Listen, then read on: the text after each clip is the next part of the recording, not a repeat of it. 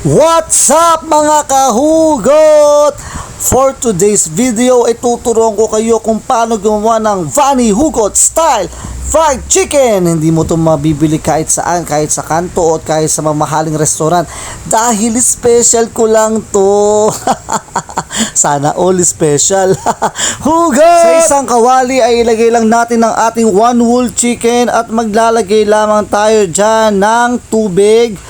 At ito ay papakuluin natin at lalagyan natin syempre to ng mga pampalasa. So sa kanyang pampalasa meron tayong bawang sibuyas, daon ng laurel, luya at meron din tayo dyan star anise para sa crush mong iyong namimiss. Hugot! After natin malagay ang mga pampalasa ay lalagyan natin to ng pamintang durog.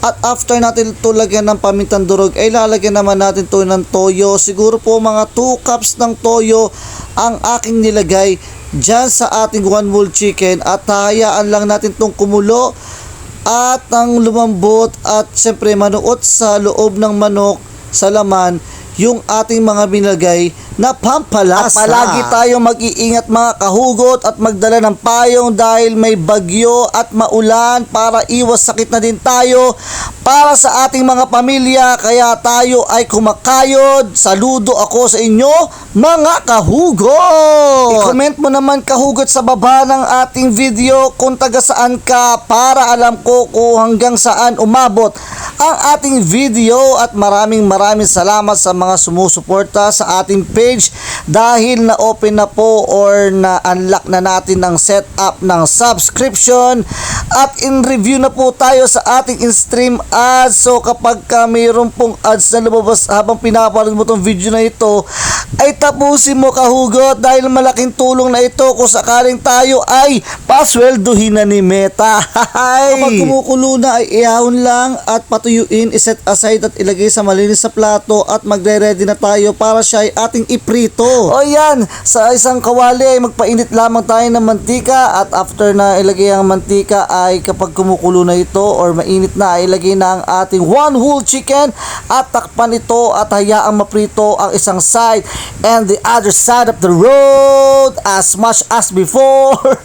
Balik ta rin lamang at same process, gawin mo lang tong golden brown at hantayin mo lang din tong maluto. Big shout out nga pala sa mga sharer natin dyan at sa mga laging top fan ng ating page. Maraming salamat mga kahugot sa patuloy na pagsuporta sa ating page. At kung hindi ka pa naniniwala ay mag-follow ka na.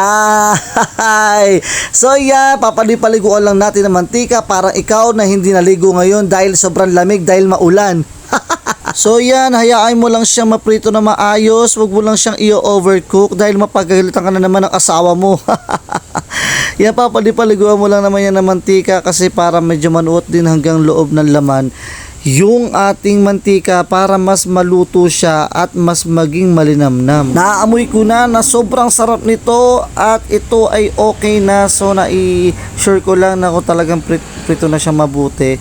Ay nakita ko naman na golden brown na siya at hindi pa rin naman siya na-overcook so far.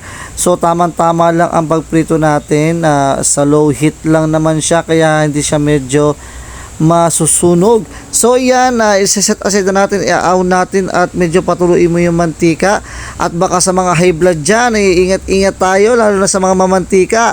Hey! So yan ang ating finished product. Matapos natin siyang pakuluan at iprito ay sobrang ganda ng ating pagkakaprito at mapaparami na naman malamang tayo ng kain ngayong tanghalian. So ano pang hinihintay natin? Tikiman na! What's up mga kahugot? Ito na yung nagawa nating Vanny Hugot style fried chicken, di ba? Sarap yan. So talagang naprito pong mabuti. And then syempre nagawa tayo ng kanyang sausawan yan. Siguro pamilyar din kayo sa mga ganitong style ng mga sausawan. And then meron din tayong ginawang corn soup. Syempre may rice. So ang gagawin natin syempre, titikman na natin. First pupunta tayo ng ating soup.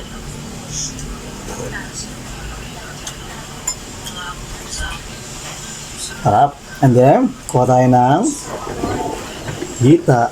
Tignan nyo naman.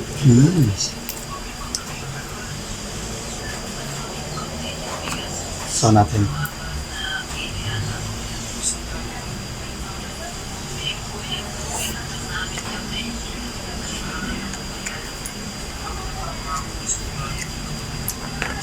Napakasarap.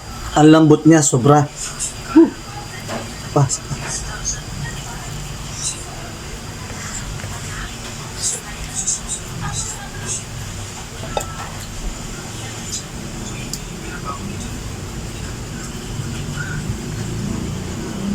Subukan nyo na. Madali lang itong lutuin ang Bunny Hugot Style Fried Chicken.